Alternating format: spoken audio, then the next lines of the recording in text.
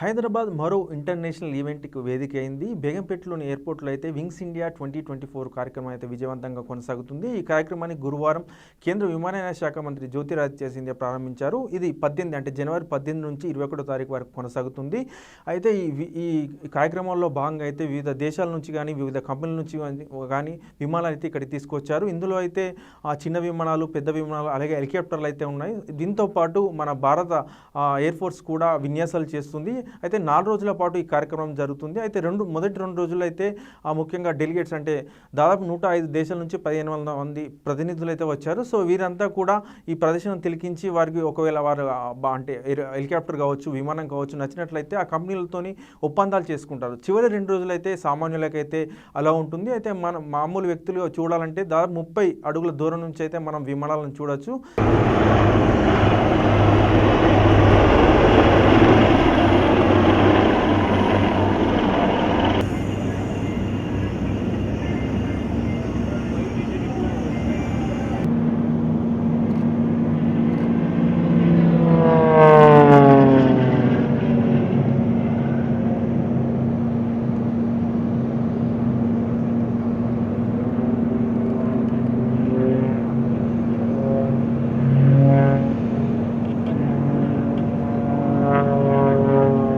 దీనికోసం అయితే ₹750 మనం టికెట్ చెల్లించాలి. ఇందుకోసం అయితే బుక్ మై షోలో అయితే టికెట్ అవైలబుల్లో ఉన్నాయి. అలాగే 3 ఏళ్ల లోపు చిన్నారులకు మాత్రం ఫ్రీగా ఉంటుంది. సో చివరి 2 రోజులు ఎవరైనా సామాన్యులు చూడాలనుకుంటే మనం చూడొచ్చు. ఎందుకంటే సాధారణంగా విమానాలు మన ఇండియాలో అయితే విమానాలు ఎక్కేవారు చాలా తక్కువ మంది ఉంటారు. ఎందుకంటే మనం చిన్నప్పుడు చూస్తుంటాం చాలామంది విమానం మనకు చప్పుడు వినపడగానే మనం బయటకు వెళ్ళి చూస్తుంటాం.